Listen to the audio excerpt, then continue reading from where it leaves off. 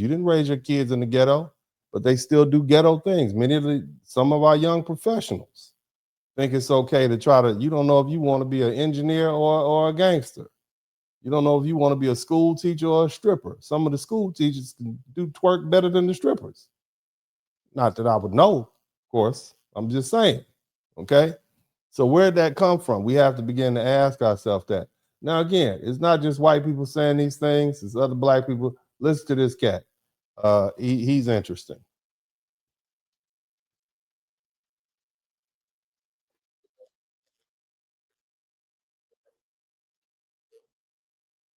More than the actual person who's not with us anymore. The actual victim, they don't care about. Everyone feels sorry for this little monster. I never felt comfortable around you niggas. That's why I got the hell away from Oh, y'all. sir.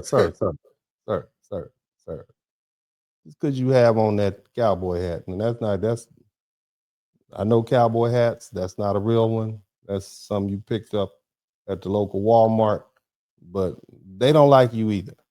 Okay, I'm just saying, young brother, they don't like you either. So, it's interesting. Okay, you can try all you want, but you're still one of them, meaning you're one of us. Okay, so don't try to distance yourself from the group. I hate you, and when you move in, that's what they looking at you saying. They hate you too when you move into their neighborhoods. I'm just pointing that out, sir, respectfully. Y'all think this is a game? Like, oh, you're just saying this for likes and clicks. No, I'm not even near you niggas. My kids don't go to school with you niggas. This ain't. Sir, you are one of the N words. Why do black people do that? Why do black people say, I don't even live one of you all? You are them. When you say, I don't live around you, you brought them with you. You are them. When white people see you, they like, man, we got to move because you're one of them, sir. I'm one of them too. You can't get around that.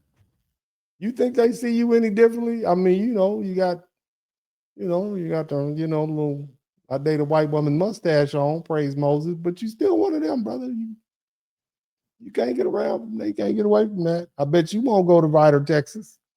They're gonna put you out too. You got a family reunion in Vidor, Texas. Don't go. Get some gas and keep moving like the rest of us.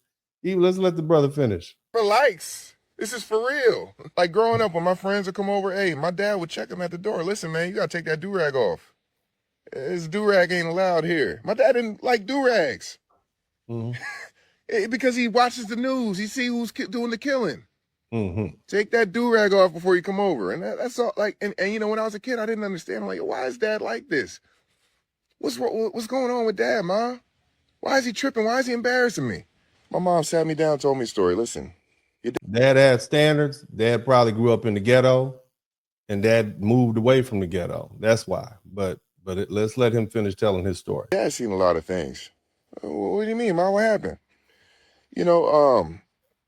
I never told you this, and don't tell your father I told you, but when we were young, we used to party at your dad's house, when we were 16, and his brother had just come home from the military. His brother was older, your father looked up to him. He was kind of the protector of the home. Everybody loved him. He was just a great guy. Just came home from the military. And they threw a party for him. Celebrating, everybody celebrating downstairs. What happens? A knock on the door. My father's brother goes up the stairs, opens the door. What is it? A bunch of monsters. Do-rag wearing monsters. Yo, we want to come to the party. My father's brother tells him, no, you're not allowed. Nobody else is allowed. We're going to just keep having this party and you guys are going to leave. What do? Oh, yeah? Put a gun to his head, shoot him in the head. He fall down the stairs, dies in front of my dad. My dad is traumatized by y'all. Yeah, that's part of the culture that we're talking about, you see? And, we can't ignore that, can we? We always talk about Black Lives Matter, but my question is, do Black Lives matter to Black people?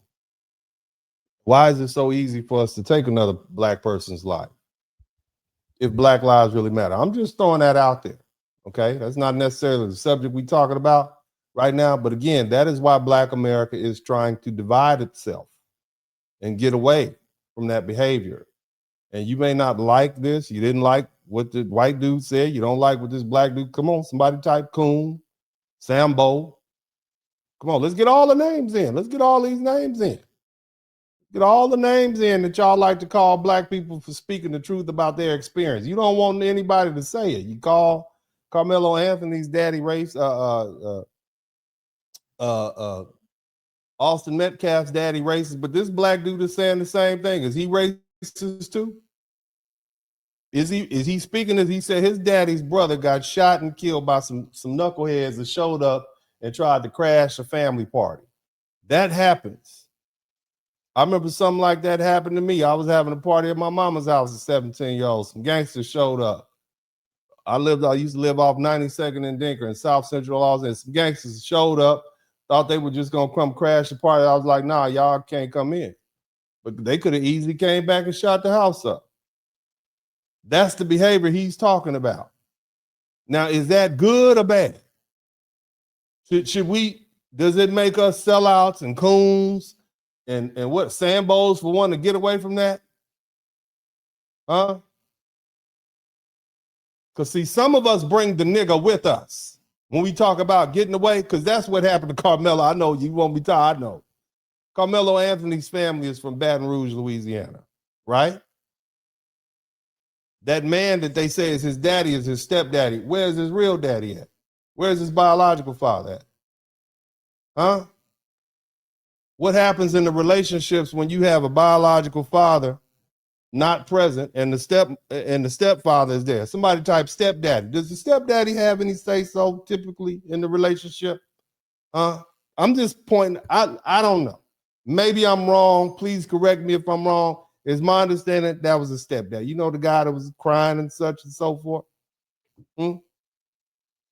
How much influence and control does the stepdaddy? Because if it was my son, you better not bring a goddamn knife to this school. I'm gonna make you touch every wall in this house if that's my son. But stepdaddy can't really do that, can he? Typically, mama has control over that, right? I'm just pointing out some things. I'm speaking in general. I don't know these people's relationship, but your son brought a knife to school. And it's my understanding it was a couple of times. Can we speak facts? Can we be honest? Are we gonna try to fix this problem? I mean, are we gonna try to fix this problem? Because on one hand, you got a 14-year-old boy running around Columbia, South Carolina with a semi-automatic pistol. On another hand, you got another black boy who's 17 at the schoolhouse at the track meet with a knife in his backpack. Are we gonna deal with this? Are we just gonna keep calling each other coons and sell out? I mean, I'm just asking questions.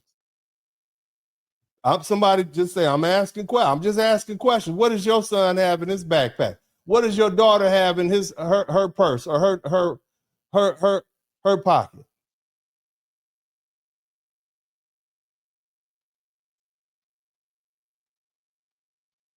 I mean, I'm saying, are we gonna deal with it? Because it's obvious if it's a cultural issue, your children who you raise in the suburbs and sent to these private schools are still going to be affected by that culture. And that's what these white folk are talking about. So when my man gets on here and say, I don't want to live around you N-words, you one of the N-words the white people are trying to get away from, sir. You and your kids. Love the kids, I'm just saying. We all have to deal with this negative image. We all are going to have to deal with the prejudice that comes along with being a culture known for who leads with the degeneracy.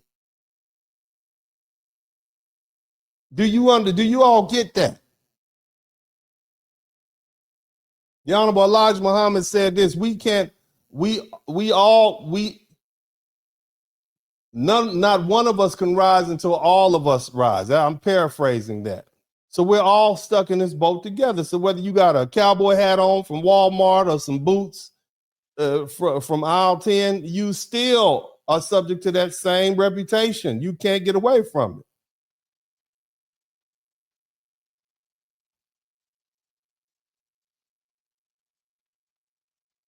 I'm gonna let this fella finish speaking.